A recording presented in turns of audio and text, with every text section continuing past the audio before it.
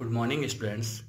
आज हम आपके साइंस के जो फिजिक्स वाला पोर्शन है, जैसे साइंस के अंदर आपके पास तीन पोर्शन है। एक तो बायोलॉजी वाला है, जीव विज्ञान, एक आपके रसायन विज्ञान और एक भौतिक विज्ञान फिजिक्स। तो उस फिजिक्स वाले पोर्शन का हम एक अध्याय जो गति मोशन वो शुरू करने जा रहे हैं। तो बच्चों सबसे पहले देखते हैं गति या मोशन होती क्या है। किसी वस्तु, कण अथवा पिंड की स्थिति का समय के साथ निरंतर बदलना गति कहलाती है। मीन्स बच्चों, कोई वस्तु है, कोई ऑब्जेक्ट है जो टाइम के साथ साथ उसकी जो पोजीशन है लगातार बदलती रहती है। जैसे मान लो पहले वो ए पर थी, 10 सेकंड बाद वो बी पर चली गई, 15 सेकंड बाद वो सी पर चली गई। इस तरीके से उस वस्तु की या उस ऑब्जेक्ट की लगातार स्थिति का समय के साथ लगातार बदलना वो क्या कहलाता है? गति कहलाता है। यानी कि गति सदैव ही किसी एक बिंदु यानी कि एक पर्टिकुलर पॉइंट के रेस्पेक्ट, जिसे अपन मूल बिंदु या निर्देश बिंदु बोलते हैं, उसके सापेक्ष मापते हैं। जैसे मैंने एक सापेक्ष बिंदु ले लिया ए के रेस्पेक्ट में देखूंगा कि वस्तु किधर जा रही है और कितने टाइम बाद जा रही है, तो वो क्या होगी? उसकी गति कहलाएगी। तो बच्चों नेक्स्ट अपना टॉपिक है अदिश एवं सदिश राशियां। तो सिंपल सा देखो बच्चों, अदिश राशियां वे राशियां होती हैं जिनमें भौतिक राशियों के अंदर केवल आपको सिर्फ परिमाण की आवश्यकता होती है। मीन्स अगर मैं बात करूं दूरी मैंने बोला 5 मीटर, तो 5 मीटर दूरी, कोई वहां पे डायरेक्शन यानी कि दिशा का बोध नहीं होता है। वे राशियां जिनमें सिर्फ परिमाण की आवश्यकता होती है, दिशा का कोई मतलब नहीं होता, दिशा का कोई बोध नहीं होता, वो आपकी क्या कहलाती है? अदिश राशियां कहलाती है, जिसमें द्रव्यमान है, आपका समय है, चाल है आदि। नेक्स्ट बात करते हैं बच्चों सदिश राशियां। सदिश राशियां वे होती है जिनमें आपके पास दिशा के साथ साथ परिमाण के साथ साथ क्या होना चाहिए? दिशा भी होनी जरूरी है। मीन्स ऐसी राशियां जिनमें परिमाण भी होगा और दिशा भी होगी, वो सारी राशियां क्या कहलाएगी? सदिश राशियां। जैसे विस्थापन बल, जैसे देखो यहाँ पे सदिश राशि को व्यक्त करने का तरीका क्या है? ए बी और उसके ऊपर ये एरो का निशान। अब इस एरो के निशान में जो नोक होती है ना बच्चों, ये दिखाती है दिशा, डायरेक्शन को, कि भाई किस दिशा में चलना है। और ये एरो की जो लंबाई होती है यानी कि जो पूंछ की लंबाई होती है वो क्या कहलाती है? परिमाण, उसका मान कितना है। इस तरीके से बच्चों हमारे पास ए बी का परिमाण जो होता है उसको अपन मॉड यानी कि मापांक ए बी के रूप में भी लिख सकते हैं, या फिर इसका वेक्टर हटा के ए बी के रूप में भी लिख सकते हैं। नेक्स्ट अगर अपन बच्चों बात करें तो इसका नेक्स्ट टॉपिक आएगा हमारे पास एकांक सदिश। अब बच्चों बात करते हैं एकांक सदिश क्या होता है। एकांक सदिश के बारे में आपको पढ़ना है। तो एकांक सदिश कुछ भी नहीं बच्चों, सिंपल सा आपको दिमाग में रखना है कि सदिश जिसका परिमाण जो है एकांक मतलब इकाई होता है, ऐसा सदिश जिसका परिमाण कितना होता है? इकाई, यानी कि जो उसका मान कितना होता है? इकाई। जैसे सदिश ए लिया मैंने, तो सदिश ए को व्यक्त करने का तरीका, अगर ये वेक्टर है तो एक तो होगा उसका परिमाण और एक होगी उसकी दिशा, साथ में क्या होगी? दिशा। तो ये तो हो गया परिमाण मॉड ए, और ए कैप, इसको क्या बोलते हैं? A cap. ये ए कैप क्या होती है? दिशा, यानी कि इसको एकांक सदिश बोलते हैं। तो यहाँ से ए कैप का जब मान निकालेंगे तो ये सदिश है, डिवाइड में क्या चला जाएगा? सदिश का परिमाण, यानी कि ए कैप यानी कि एकांक सदिश बराबर सदिश बटा सदिश का परिमाण, सदिश बटा सदिश का परिमाण। तो इस तरीके से ये आपको सदिश वाला पोर्शन बच्चों थोड़ा सा दिमाग में रखना है, वो मैंने आपको क्लियर करवा दिया। नेक्स्ट अपने पास जो टॉपिक है दूरी एवं विस्थापन। दूरी क्या होती है और विस्थापन क्या होता है, इसके बारे में हमको पढ़ना है। तो देखो बच्चों, दूरी और विस्थापन में क्या चेंज होता है? वस्तु की प्रारंभिक एवं अंतिम स्थिति के बीच की सरल रेखा की दूरी को वस्तु का विस्थापन कहता है। यानी कि वस्तु की जो प्रारंभिक स्थिति है और जो अंतिम स्थिति है, उन दोनों के बीच की जो सरल रेखा की दूरी होती है वही क्या कहलाती है? विस्थापन कहलाती है। और यदि दूरी की बात करें तो वस्तु की प्रारंभिक स्थिति से अंतिम स्थिति तक पहुंचने में तय की गई कुल दूरी, वो क्या कहलाती है? दूरी कहलाती है। जैसे देखो बच्चों, एक उदाहरण बता रहा हूँ आपको। ए से बी 10 मीटर की दूरी है, तो बी से ए भी वापस 10 मीटर की दूरी है। अगर मान लो कोई ऑब्जेक्ट पहले ए से बी गया, फिर बी से वापस ए आया, यानी कि विस्थापन ए से बी के अंदर बात करूंगा तो +10 होगा, लेकिन जब बी से ए की तरफ बात करूंगा तो मेरे पास क्या होगा? -10 होगा, क्योंकि डायरेक्शन यहाँ पे बदल दी गई है। तो एक दिशा अगर प्लस लेंगे तो दूसरी दिशा क्या आएगी? माइनस। तो इन दोनों का रिजल्ट क्या आएगा बच्चों? इन दोनों का रिजल्ट आएगा आपके पास +-0, यानी कि कुल विस्थापन यहाँ पे क्या हुआ है? 0, क्योंकि वस्तु की स्थिति में कोई परिवर्तन नहीं हुआ है। विस्थापन तब तक नहीं होगा जब तक कि वस्तु की स्थिति में परिवर्तन ना हो। विस्थापन होने के लिए वस्तु की स्थिति में परिवर्तन होना जरूरी है। यदि वस्तु की स्थिति बदलेगी तो ही वहां पे विस्थापन होगा। अगर वस्तु पहले ए पॉइंट पे थी और घूम के 100 किलोमीटर घूम के वापस ए पे आ गई है तो विस्थापन क्या होगा बच्चों? 0, क्योंकि उसकी प्रारंभिक और अंतिम स्थिति क्या है? समान। लेकिन जब दूरी के केस में बात करूंगा तो दूरी देखो +10 ये और ये भी क्या हो जाएगी? +10, तो क्या आएगी? टोटल 20 मीटर की दूरी आएगी। अब बात करते हैं बच्चों चाल। चाल क्या होती है? गतिशील वस्तु द्वारा एकांक समय में तय की गई दूरी, यानी कि प्रति सेकंड तय की गई दूरी क्या होती है बच्चों? चाल। चाल बराबर वस्तु द्वारा तय की गई दूरी बटा दूरी तय करने में लगा समय। इसी को अपन औसत चाल के रूप में व्यक्त करेंगे तो वस्तु द्वारा तय की गई कुल दूरी बटा कुल समय, यानी कि डिस्टेंस अपॉन टाइम, दूरी बटा समय। और ऐसा ही मात्रा क्या होता है इसका? मीटर प्रति सेकंड। दूरी मीटर में मापी जाती है, टाइम जो है आपका सेकंड में, और किलोमीटर प्रति घंटा भी लिख सकते हैं इसको। जैसे एक उदाहरण दिया है बच्चों, एक छात्र अपने वाहन से 100 किलोमीटर की दूरी 2 घंटे में तय करता है, तो चाल ज्ञात कीजिए। यानी कि चाल v बराबर क्या होगा? Distance upon time. Distance upon time, तो डिस्टेंस कितनी है बच्चों? 100 किलोमीटर, और टाइम कितना है? 2, तो यानी कि 50 किलोमीटर प्रति घंटा। ये क्या आ गई? इसकी चाल आ गई। इस तरीके से बच्चों नेक्स्ट अब बात करते हैं वेग की। तो चाल और वेग में कुछ फर्क होता है बच्चों, उस फर्क को हम समझने की कोशिश करेंगे, क्या अंतर होता है चाल और वेग में। तो देखो बच्चों, वेग क्या होता है? किसी निश्चित दिशा में किसी वस्तु द्वारा, यानी कि यहाँ पे बात ध्यान रखना बच्चों, दिशा क्या होगी? एक फिक्स डायरेक्शन में किसी वस्तु द्वारा एकांक समय में तय की दूरी क्या कहलाती है? वेग कहलाती है। और ये क्या होती है? सदिश राशि, यानी कि वेग बराबर दूरी होगी, लेकिन वो भी क्या होगी? एक निश्चित दिशा में बटा समय, और एक निश्चित दिशा में तय की गई दूरी क्या कहलाती है बच्चों? विस्थापन। तो यानी कि विस्थापन बटा समय क्या होता है? वेग। और ऐसा ही मात्रा इसका भी मीटर प्रति सेकंड होगा। देखो बच्चों, इसमें भी टी जो होता है समय, हमेशा क्या रहता है? धनात्मक, पॉजिटिव रहता है। इट मीन्स जो इसकी वेग की दिशा निर्धारित कौन करेगा? विस्थापन। अतः वेग की दिशा हमेशा वही रहेगी जो विस्थापन की दिशा होगी। अब बच्चों सेम औसत वेग की बात करें तो औसत वेग इक्वल्स टू प्रारंभिक वेग प्लस अंतिम वेग बट्टा 2। एक और एग्जांपल न्यूमेरिकल सॉल्व करते हैं बच्चों। एक वस्तु बस, यानी कि पूर्व की दिशा में 200 किलोमीटर चली। जैसे अगर मैं मान लूं कि ये मेरी पूर्व दिशा है, पूर्व दिशा, यहाँ पे पहले कितनी चली? 200 किलोमीटर। और अब वापस क्या बोला? तत्पश्चात पश्चिम दिशा में 300 किलोमीटर चलती है, तो पश्चिम क्या होगी? पूर्व की उल्टी।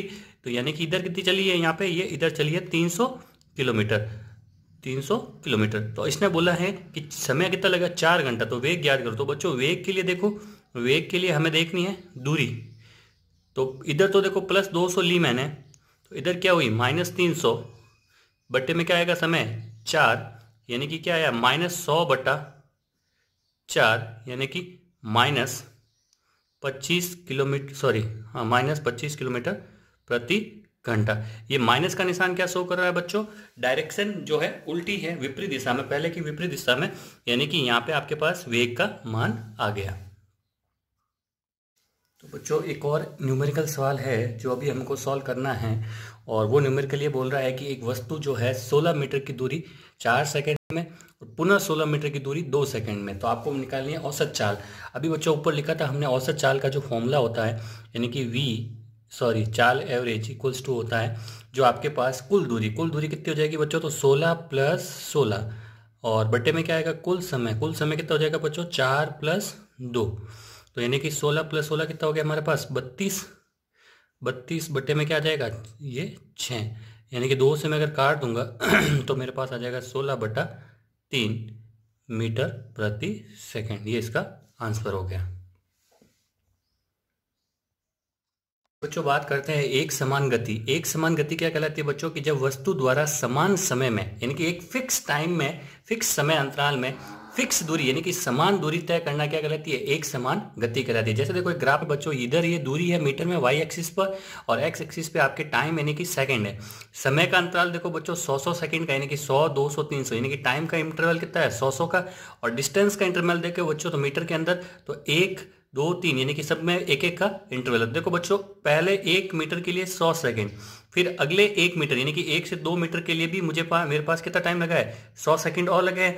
और फिर 2 से 3 यानी कि अगले तीसरे मीटर के लिए भी मेरे पास क्या लगा है? 100 सेकंड, यानी कि प्रत्येक 1 मीटर के लिए मेरे पास टाइम कितना लग रहा है? 100 सेकंड। तो ग्राफ भी देख रहे हो बच्चों आप, ग्राफ भी एक आपको स्ट्रेट लाइन, एकदम सीधी रेखा प्राप्त हो रही है। तो ये क्या कहलाती है? एक समान गति, यानी कि फिक्स टाइम में फिक्स दूरी तय होनी चाहिए।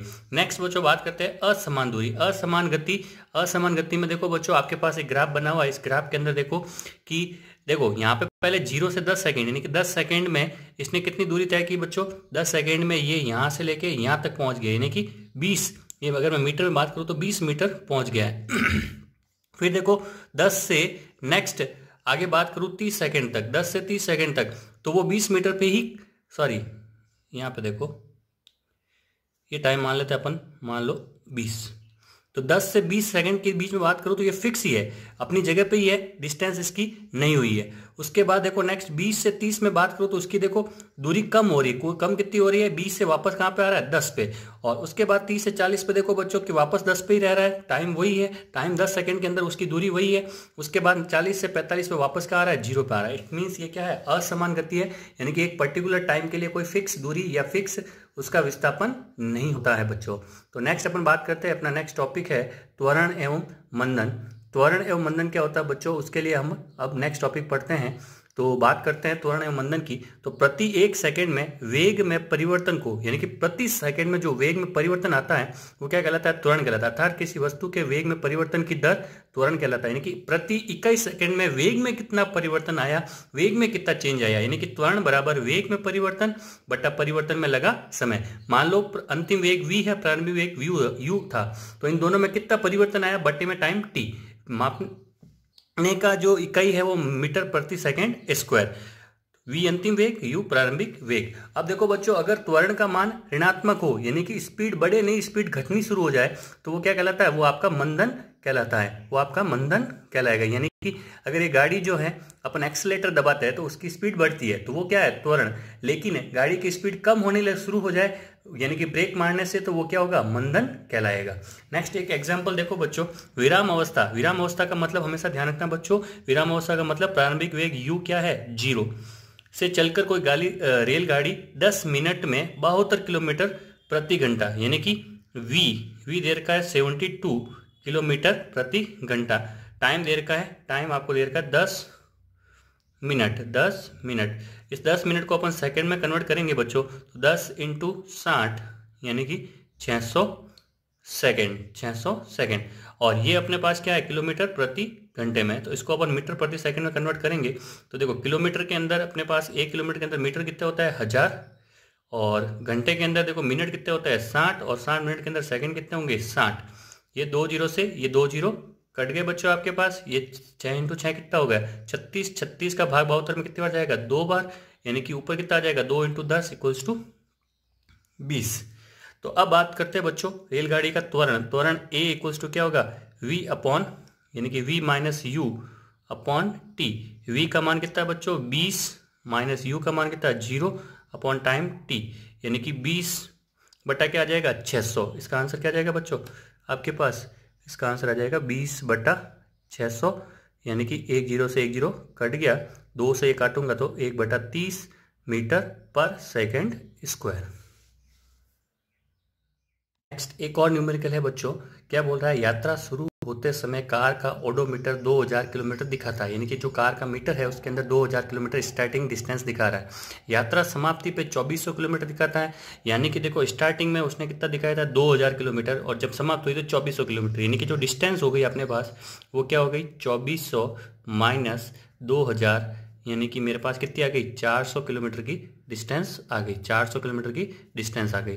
अब आगे क्या बोला गया बच्चों, आगे बोला गया है कि यात्रा में 8 घंटे, यानी कि टाइम कितना है, टाइम है आपके पास 8 घंटे। तो बोला कार की औसत चाल किलोमीटर में, तो पहले अपन औसत चाल किलोमीटर प्रति घंटे में देखेंगे, तो हो जाएगा औसत चाल बराबर 400 बट्टा 8, 8 पंजे 40, यानी कि 50 किलोमीटर प्रति घंटा। ये तो होगी किलोमीटर प्रति घंटा में।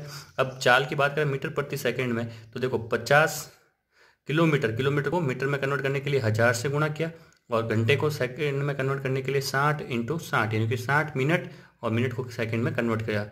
ये 2 जीरो से ये आपके 2 जीरो कट हो गए, ऊपर आ गया आपके पास 500, नीचे आ गया आपके पास 36, ये हो जाएगा मीटर प्रति सेकंड में आंसर।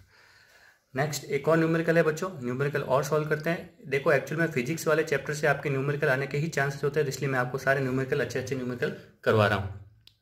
उषा 90 मीटर लंबे तालाब में तैरती है, एक सिरे से दूसरे सिरे तक सरल रेखीय पथ में जाकर वापस आती है। इस दौरान 1 मिनट में उसने 180 मीटर की दूरी तय की, मतलब ऐसे गई पहले 90, फिर वापस ऐसे 90 आई 1 मिनट में। ये टाइम कितना लगाया उसने, 1 मिनट का, और ये 90 मीटर इधर गई और ये 90 मीटर इधर आई, यानी कि हो गया टोटल 180।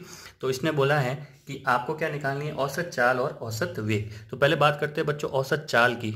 औसत चाल, तो औसत चाल क्या होता है बच्चों, कुल दूरी बटा कुल समय। तो कुल दूरी कितनी हो जाएगी, 90 प्लस 90 ये तो हो गया मीटर में, और सेकंड में कन्वर्ट कर दूंगा 1 मिनट को, तो कितना हो जाएगा 60 सेकंड। तो यानी कि 180/60, यानी कि ये 0 से 0 कट गया, 6×3=18, यानी कि 3 मीटर प्रति सेकंड। लेकिन बच्चों जब औसत वेग की बात करेंगे तो औसत वेग जो होता है आपके पास वो होता है आपका विस्थापन। तो विस्थापन देखो बच्चों, प्रारंभिक स्थिति क्या थी, यही थी, अंतिम स्थिति भी क्या है, ये। तो यानी कि विस्थापन की अगर बात करूंगा तो 90 - 90 हो जाएगा। क्यों? क्योंकि इधर वाली डायरेक्शन प्लस होगी तो इधर वाली डायरेक्शन क्या होगी, माइनस। तो 90 - 90/60, यानी कि 0/60, यानी कि विस्थापन सॉरी वेग कितना आ जाएगा, 0 मीटर पर सेकंड। 0 मीटर पर सेकंड, क्योंकि विस्थापन क्या है ओवरऑल 0। इस तरीके से बच्चों एक और एग्जांपल है न्यूमेरिकल, अच्छा न्यूमेरिकल है, वो भी सॉल्व करते हैं। बोला गया है कि विराम अवस्था से राहुल अपनी साइकिल को, विराम अवस्था का मतलब प्रारंभिक वेग u क्या हो गया 0, साइकिल को चलाना शुरू करता है और 30 सेकंड में, यानी कि टाइम बराबर 30 सेकंड, टाइम कितना दे रखा है बच्चों 30 सेकंड, 30 सेकंड में उसका वेग v कितना हो जाता है 6 मीटर पर सेकंड हो जाता है। इस प्रकार ब्रेक लगाता है कि साइकिल का वेग अगले 5 सेकंड में, यानी कि नेक्स्ट जो टाइम है ये t1 था आपका, ये t2 कितना हो जाता है 5 सेकंड, t2 कितना है 5 सेकंड में कम होकर आपका v, ये v1 था, ये v2 कितना हो गया आपके पास 4 मीटर पर सेकंड। तो दोनों ही स्थितियों में क्या निकालना है, त्वरण। तो इस स्थिति में त्वरण क्या हो जाएगा बच्चों, त्वरण a बराबर v1 - u बटा t1।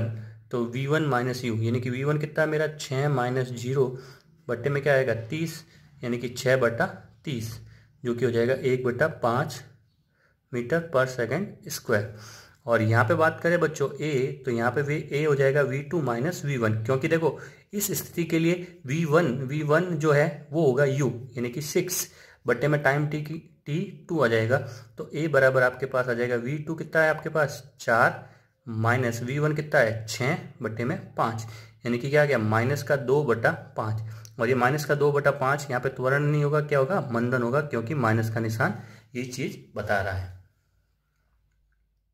बच्चों हमारा टॉपिक है गति का ग्राफ या निरूपण, जिसका पहला ग्राफ जो है वेग समय ग्राफ है। वेग और समय के बीच में कैसे कैसे ग्राफ बनते हैं, तो फर्स्ट केस लिया मैंने, वस्तु एक समान वेग से गति कर रही है, यानी कि वस्तु का जो वेग है वो क्या रहा है, फिक्स रह रहा है, एक समान है। मीन्स देखो ग्राफ के अंदर ये टाइम जो है 0 से यहाँ तक टाइम बढ़ रहा है, लेकिन वस्तु का जो वेग है वो a से b तक क्या है, कॉन्स्टेंट है, फिक्स है, एक समान है।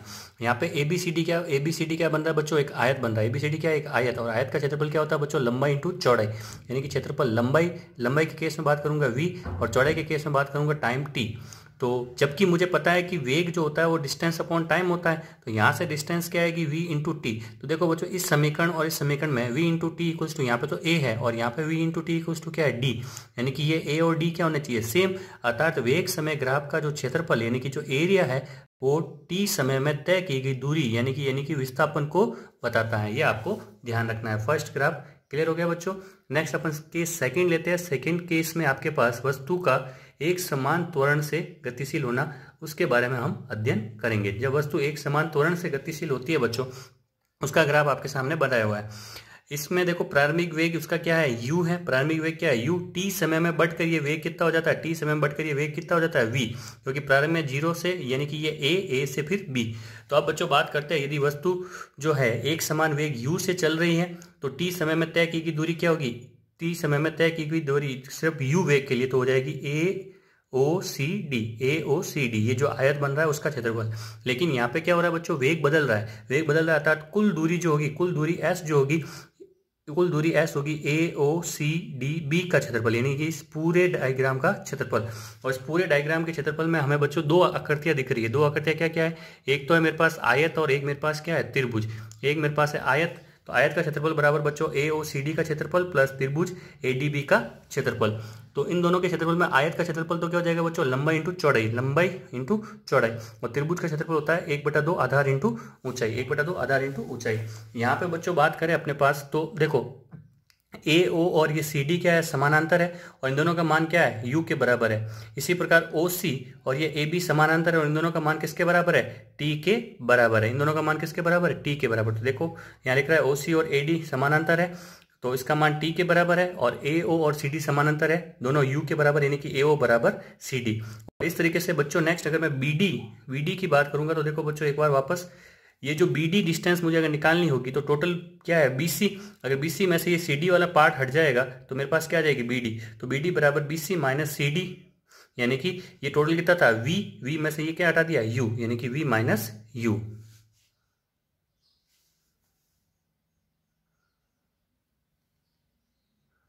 ये देखो बच्चों यहाँ पे BD बराबर BC minus CD equals to V minus U। देखो बच्चों अब सभी की वैल्यू फॉर्मूले में रखने पर S बराबर U into T plus half T V minus U, यहाँ से हो जाएगा UT plus half T V minus U, समीकरण नंबर 1। लेकिन बच्चों मुझे पता है कि त्वरण A बराबर क्या था V minus U upon T, यहाँ से क्रॉस गुणा होगा तो AT हो जाएगा, यानी कि V माइनस U का मान कितना हो जाएगा 80। तो यहाँ से देखो ये माइनस का U उधर जाएगा तो क्या हो जाएगा प्लस, तो V बराबर U प्लस 80। तो ये समीकरण बन गई आपकी समीकरण नंबर 3। इस तरीके से बच्चों देखो अब यहाँ से V माइनस U का जो मान था 80 वो मैं समीकरण नंबर 1 में यहाँ पे पुट कर देता हूँ, तो क्या हो जाएगा S बराबर UT plus half A into T. अब देखो यहाँ पे मैंने क्या कर दिया, इसकी जगह जो V माइनस U था वहां पे क्या रखा 80। तो देखो एक तो T पहले से था, T इंटू टी क्या हो गया T स्क्वायर और साथ में क्या आ गया A, तो ये समीकरण बन गई। उसके बाद देखो बच्चों नेक्स्ट अपन बात करें, नेक्स्ट मेरे पास जो है A equals to V minus U upon जो T होता है, वहां से अगर मैं इसका मान निकालूं T का, तो V minus U upon A हो जाएगा। कैसे, ये इधर क्रॉस गुणा ये नीचे आ जाएगा। तो अब समीकरण एक में मैं इसका मान T बराबर V minus U upon A रख देता हूँ यहाँ पे समीकरण 1 में। तो क्या आ जाएगा S बराबर U, जहाँ T था वहाँ क्या रख दिया V minus U upon A plus half A, और जहाँ T था V minus U upon A का स्क्वायर।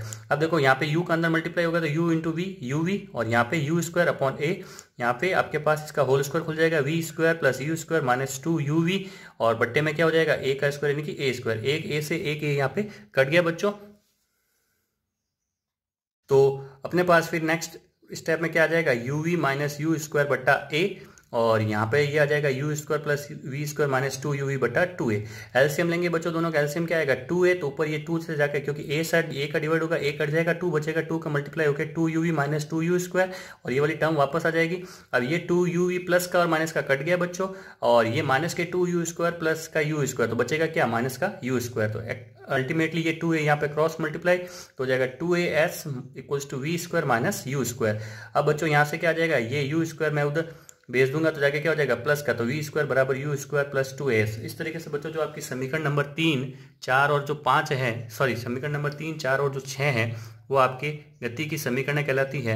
और वो तीनों को मैंने आपको ब्रैकेट में बॉक्स में बना के दिखाया है, आप लोग उसे अच्छे से याद कर लेना है, वो न्यूमेरिकल में काम आएगी। और ये डेरिवेशन भी कई बार एग्जाम में पूछा जाता है, तो मैंने आपको अच्छे तरीके से समझाया। तो देखो बच्चों नेक्स्ट केस 3 अपना जो ग्राफ है, केस 3 वाला जो ग्राफ है असमान त्वरित गति। इससे पहले हमने देखा था एक समान त्वरित गति और असमान त्वरित गति, ये ग्राफ मैंने पहले ही आपको डिस्कस किया था। अब देखो लास्ट एक न्यूमेरिकल सॉल्व करते हैं। प्रारंभिक वेग इक्वल्स टू 4 मीटर प्रति सेकेंड, वस्तु का जो आपके पास त्वरण है, वस्तु का त्वरण क्या है, वस्तु का त्वरण है आपके पास 2 मीटर प्रति सेकंड स्क्वायर से गतिशील है। तो आपको निकालना है 5 सेकंड बाद उसका वेग होता है की गई दूरी, यानी कि U देर का मेरे को 4 मीटर प्रति सेकंड, A देर का मुझे 2 मीटर प्रति सेकंड स्क्वायर, और टाइम T देर का मेरे को 5 सेकंड। मुझे क्या निकालना है उसका 5 सेकंड बाद वेग। तो देखो बच्चों V equals to U plus AT, समीकरण नंबर 1 लगाई। तो मुझको V निकालना है, तो V इक्वल्स टू U का मान 4 प्लस A का मान 2 इंटू T का मान 5। तो 4 प्लस यहाँ पे आ जाएगा 10 इक्वल्स टू 14 मीटर प्रति सेकेंड। और दूरी के लिए फॉर्मूला कौन सा लगेंगे बच्चों, S equals to UT plus half AT square, UT equals to S equals to UT plus half AT square. तो यहाँ से देखो बच्चों U का मान कितना है मेरे पास 4 इंटू T का मान कितना है 5 प्लस हाफ A का मान कितना था बच्चों 2 इंटू T का स्क्वायर, T कितना है 5 का स्क्वायर 25, 2 से 2 कट गया, ये आ जाएगा 20 प्लस यहाँ पे क्या आ जाएगा 25, यानी कि कितनी आ जाएगी 45 मीटर। तो इस तरीके से बच्चों आपके पास ये सारे न्यूमेरिकल भी सॉल्व करवा दिए मैंने, और जो आपके मेन बेसिक थ्योरी और कंसेप्ट जो थे, डेरिवेशन जो था तीनों समीकरणों का, वो भी मैंने करवा दिया अच्छे से। इसके आगे वाला जो पार्ट है हमारा बल फोर्स वाला पार्ट है, वो अपन नेक्स्ट क्लास में करेंगे। उम्मीद करता हूं बच्चों आपको आज का सेशन पसंद आया होगा, और इसके जो नोट्स है वो PDF के रूप में मैं आपको डिस्क्रिप्शन में उसकी लिंक दे दूंगा, आप वहां से डाउनलोड करके पढ़ सकते हो। थैंक यू, धन्यवाद।